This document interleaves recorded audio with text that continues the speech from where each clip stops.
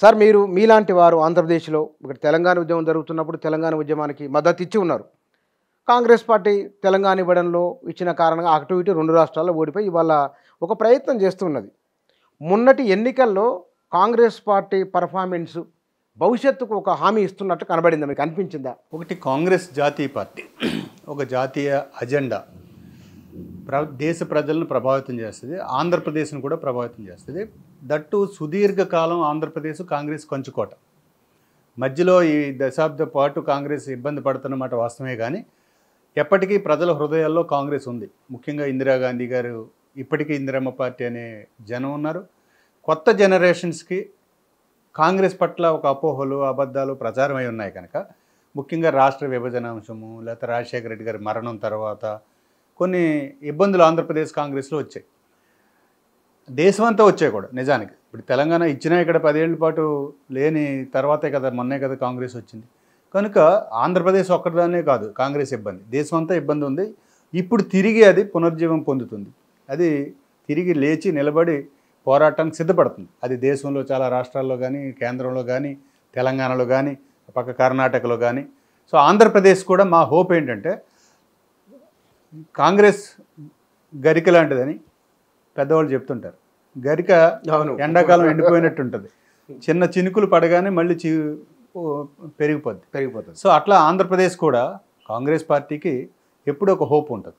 గడిచిన 10 సంవత్సరాలు కాంగ్రెస్ పార్టీకి సంబంధించిన ఒకరిద్దరు నాయకులు మీలాంటి వారు హైదరాబాద్కు వచ్చినప్పుడు మీకు సామాజిక ఉద్యమాల నేపథ్యం ఉంటే సభలు సమావేశాలకు రావడం, రఘువీరెడ్డికి సంబంధించిన 2-3 ఫోటోలు రావడం తప్పిస్తే పెద్ద యాక్టివిటీ కనబడలేదు.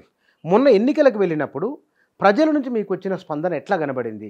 ఆ పాత కోపం ఉన్నదా, లేకపోతే కనుక ఉండని ఒక పార్టీ అనే భావన ఉన్నదా?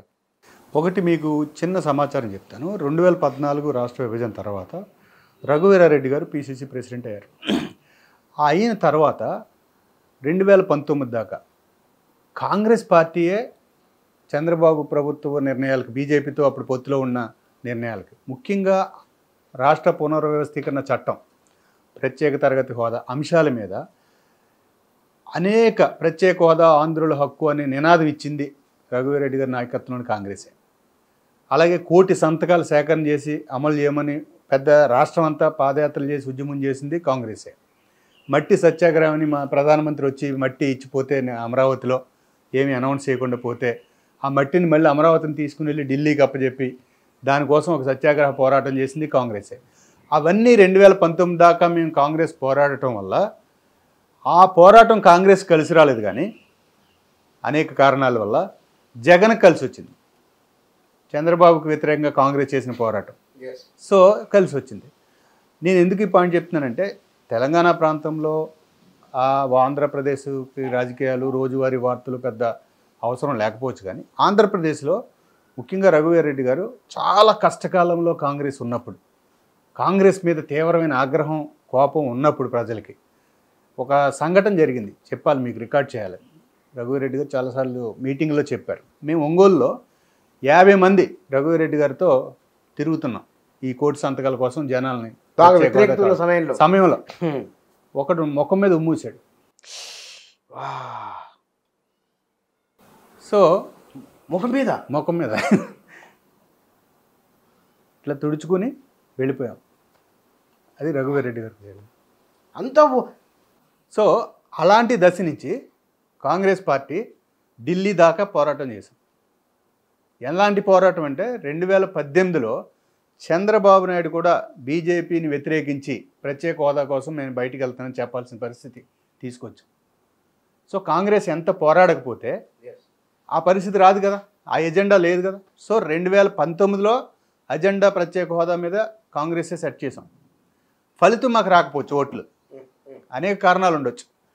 జగన్ ఏమన్నాడు, 25 ఎంపీలు ఇవ్వండి నేను ప్రత్యేక హోదా సాధిస్తా అన్నాడు. ఎందుకు అన్నాడు ఆ మాట అంటే, కాంగ్రెస్ అనేది ఈ ప్రత్యేక హోదా విభజన హామీల కోసం సుదీర్ఘంగా పోరాడబట్టి ఆ ఎజెండా మాట్లాడాల్సి వచ్చింది.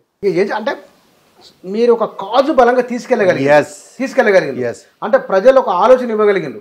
మిమ్మల్ని అనుసరించకపోవచ్చు కానీ మీ ఆలోచన ఎస్టాబ్లిష్ అని మీ భావన, ఎజెండా సెట్ చేయగలిగారు. మొన్నటి ఎన్నికల్లో మొన్న వెళ్ళినప్పుడు ఎట్లా ఉంది ఆదరణ? మొన్నటి ఎజెండా కూడా యాక్చువల్గా జాతీయ కాంగ్రెస్ ఇచ్చిన 5 గ్యారంటీలు 15 గ్యారంటీలను 5 ఇది పాంచ్ ఇచ్చారు. గ్యారంటీ పచ్చేసినాయి. సో ఆ గ్యారంటీలతో పాటు ఆంధ్రప్రదేశ్కి సంబంధించిన ప్రత్యేక తరగతి హోదా ఏఐసిసి మేనిఫెస్టోలో పెట్టారు. ఏఐసిసి ఆంధ్రప్రదేశ్ ప్రత్యేక హోదాని మేము ఇస్తామని మేనిఫెస్టోలో పెట్టారు. మనకి తిరుపతిలో బహిరంగ సభ చేసాం ఎన్నికల ముందు, షర్మిల గారి నాయకత్వం వచ్చిన తర్వాత. సచిన్ పైలట్ గారు చీఫ్ గెస్ట్గా వచ్చారు. ఆ వేదిక మీద నుంచి ఏం అనౌన్స్ చేసాం, కాంగ్రెస్ ఇండియా కూటమి ఢిల్లీలో వస్తే ఏపీకి 10 ఏళ్ల ప్రత్యేక తరగతి హోదా అమలు చేస్తామని పెట్టాం. ముందు 5 ఏళ్లే అంది కాంగ్రెస్, కానీ ఈ 10 ఏళ్ళు ఇంప్లిమెంట్ చేయలేదు కదా బీజేపీ. ఆ లోటును భర్తీ చేయడానికి దట్టు ఆంధ్రప్రదేశ్ అనేక రకాలుగా చాలా తడబడుతూ ఉంది. ఇప్పుడు చాలా కష్టాల్లో, ఆర్థికంగా ఇబ్బందుల్లో, ఒక ఆర్థిక సంక్షోభంలో కూరుకుపోయింది ఒక రకంగా చెప్పాలంటే. దాని నుంచి బయటపడాలంటే కేంద్రం యొక్క సపోర్ట్ చాలా అవసరం. ఆ కేంద్రంలో జాతీయ పార్టీగా కాంగ్రెసు ఇండియా కూటమి ఏర్పడింది కనుక 10 ఏళ్ళు ప్రత్యేక తరగతి హోదా అమలు చేస్తామని మేము చెప్పాం. సో మొన్న ఎజెండా కాంగ్రెస్ విషయంలో ఇక్కడ ఆంధ్రప్రదేశ్ ఏమైందంటే జనసేన, టీడీపీ, బీజేపీ కలిసి ఒక కూటమిగా వెళ్ళారు. వాళ్ళు ప్రత్యేక హోదాను హామీ ఇవ్వాల, అయినా కూటమికి వెళ్ళారు. ఎందుకు వెళ్ళారు? జగన్ అరాచకత్వాలను ఓడించడం ఒక్కటే ఎజెండా అని చెప్పారు. ఓట్లు చీలనివ్వం, జగన్ అరాచకత్వం సరే. దాన్ని ప్రజలు మద్దతు ఇచ్చారు. వాళ్ళు ఇప్పుడు సంపూర్ణమైన హ్యూజ్ మెజారిటీ వచ్చింది. సో కనుక మొన్నటి ఎజెండా జగన్ని ఓడించాలా, జగన్ని గెలిపించుకోవాలనే దాని మీద ప్రధానంగా ఉన్నప్పటికీ రాష్ట్రం ఒక జగన్ మీద, చంద్రబాబు మీద, వాళ్ళ రాజకీయ ఏమంటారు దాన్ని, కక్షపూరిత అంశాల మీదే ముడిపడి ఉండదు. రాష్ట్రం అనేది సమృద్ధిగా అన్ని వర్గాలు అభివృద్ధి చెందాలి, రాష్ట్రం అభివృద్ధి చెందాలంటే దానికి సంపూర్ణమైన సహకారం కావాలి. కనుక ఇప్పుడు కూడా కాంగ్రెస్ పార్టీగా నిన్న కూడా జయరాం రమేష్ గారు ఒక ట్వీట్ చేశాడు. అయ్యా ప్రధానమంత్రి గారు, మీరు ఆంధ్రప్రదేశ్కి వెళ్తున్నారు కదా, నిన్న చంద్రబాబు నాయుడు గారి ప్రమాణ స్వీకారానికి వచ్చాడు కదా, మీరు వెళ్ళేటప్పుడు ఇదిగో ప్రత్యేక హోదా, పోలవరం, మెట్రో రైలు, కడప ఉక్కు పరిశ్రమ, దుగరాజపట్నం పోర్టు, వీటిని అనౌన్స్ చేయండి. ఇవన్నీ చట్టంలో ఉన్నవే, పార్లమెంట్లో ఆమోదించినవి, చేసి రండి అని చెప్పాడు. సో ఇప్పటికీ కాంగ్రెస్ పార్టీగా మేము అది కోరుతున్నాం. అంటే మొన్నటి ఎన్నికల్లో బహుజన్ సమాజ్ పార్టీ కంటే కాంగ్రెస్ తక్కువ వచ్చినాయి. అంటే షర్మిల మాట్లాడిన మాటలు పేపర్లో, టీవీలో హైలైట్ అయినాయి తప్ప ఓట్లు తీసుకురాలి. It's fact. ఇది ఎందుకంటే కమ్యూనిస్టు పార్టీలకేమో మరీ తక్కువ వచ్చినాయి. మూడో ప్లేసు బీజేపీ ఉన్నది. తెలుగుదేశం, వైఎస్ఆర్సీపీ, జనసేన, బీజేపీ, బీఎస్పీ, ఆ తర్వాత కాంగ్రెస్ ఉంది. ఏ నాయకులు ఎంత బలమైందో మనకు తెలుసు. బీఎస్పీ వాళ్ళకు 2% దాటితే కాంగ్రెస్కు 2% దాటాలి, దాని లోపే ఉన్నది. అంటే మీరు రివైవ్ కావడానికి ఇంకా 5 ఏళ్ళ 10 ఏళ్ళు ఎంత పట్టవచ్చు?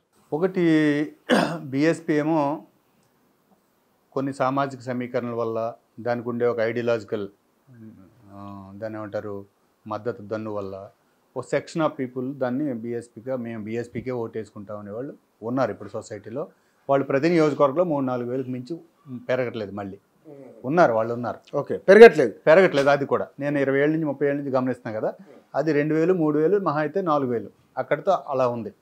వేరేజ్ కాంగ్రెస్ అలా కాదు. కాంగ్రెస్కి ఒక చోట 20,000 ఓట్లు వచ్చిన వాళ్ళు ఉంటారు, ఒక చోట 5,000, 2,000 ఓట్లు వచ్చినట్టు ఉంటాడు. సో స్థానిక అంశాలను బట్టి, లీడర్ని బట్టి ఇవన్నీ ఉంటాయి. ఓవరాల్గా పర్సెంటేజ్ ఆఫ్ ఓట్స్ ఈసారి కాంగ్రెస్కి వచ్చింది తక్కువే. ఎందుకు తక్కువ అంటే చెప్తున్నాను కదా, ఒక సైలెంట్ వేవ్ అనేది ప్రభుత్వానికి వ్యతిరేకంగా ఉందని తన ఎన్నికల ఫలితాల తర్వాత మనకు అర్థమైంది. కనుక ఈ ఫలితాల్లో ఇతర పార్టీలకు పెద్ద ఓట్ షేర్ పెరగటం అనేది జరగదు. ఇలాంటి ప్రభావాలు వచ్చినప్పుడు హ్యూజ్ మెజారిటీలు కదా, ఎవరికైనా 50,000, 60,000, 70,000 మెజారిటీలు, మామూలుగా 5,000, 10,000 ఉంటాయి. సో ఈ ప్రత్యేకంగా అది చూడాలి. బట్ ఆంధ్రాలో మాత్రం రాహుల్ గాంధీ గారి ఇమేజ్ చాలా పెరిగింది అన్ని వర్గాల్లో. నేను కలిసినప్పుడు అన్ని పార్టీలలో కూడా రాహుల్ గాంధీ గారు బాగా పోరాడుతున్నాడు, నిలబడుతున్నాడు. ఆయన చెప్తున్న ఎజెండా కూడా మనకి దేశానికి చాలా అవసరం. సో ఆంధ్రప్రదేశ్లో రాహుల్ గాంధీ గారి యొక్క ఇమేజ్ పెరుగుతూ ఉంది. ఆయన శ్రమను చూస్తూ ఉన్నారు. భారత్ జోడో యాత్ర తర్వాత ఆయన ఏ రాష్ట్రం తిరిగినా ఆంధ్రప్రదేశ్లో కూడా రాహుల్ గాంధీ గారికి చాలా ఫేవర్ ఉంది.